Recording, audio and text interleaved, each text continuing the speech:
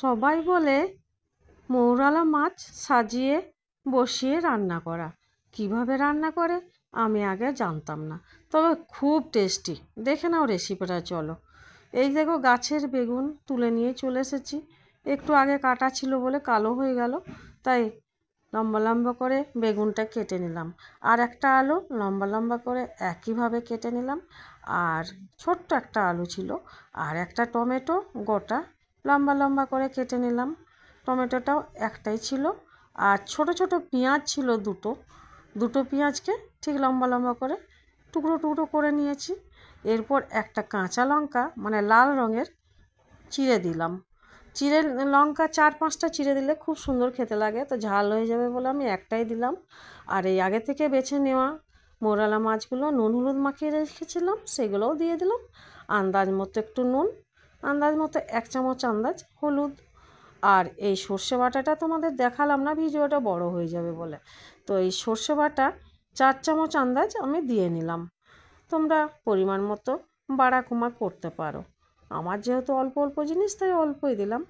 আর এই সর্ষের তেলটা বেশ খানিকটা লাগে, এই ধরো 5-6 চামচ হবে। এটাতে করে সর্ষের লঙ্কাটা বেটে নিয়েছিলাম, তাই এটা ধুয়ে জলটা একটুখানি দিয়ে নিলাম। আর হাতে করে বেশ সুন্দর করে মাখিয়ে নেব।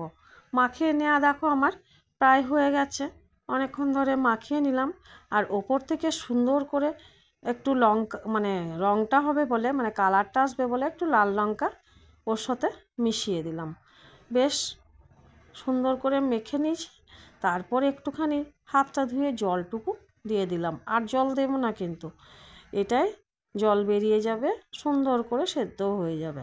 আর আগে থেকে কুচিয়ে নেওয়া ধনে পাতাটা ছড়িয়ে দিলাম ওপর থেকে।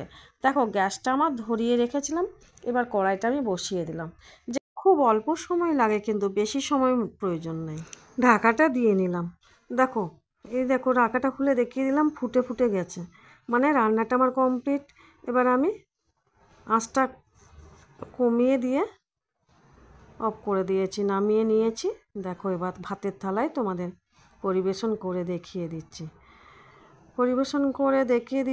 আরও যেসব রান্না হয়েছিল সেই সব সহযোগে রান্নাটা পরিবেশন করে আমি দেখিয়ে দিচ্ছি। কিন্তু এই মাছটা হলে আর কোনো কিছুই লাগে না বন্ধুরা। তো যাই হোক, আমি সব সুন্দর করে সাজিয়ে তোমাদের দেখিয়ে দিলাম।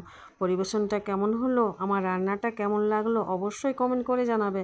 না আজকে রান্না করতে বলছি না, যেদিন তুমি এইসব ছোট ছোট মৌরালা মাছগুলো পাবে সেদিন এইভাবে এই রেসিপি ফলো করে রান্না করে খাবে, আর বলবে খেয়ে পরে রান্নাটা তোমার কেমন হয়েছিল। শুভ দুপুর সবাইকে, ভালো থেকো সবাই, সুস্থ থেকো, বাই।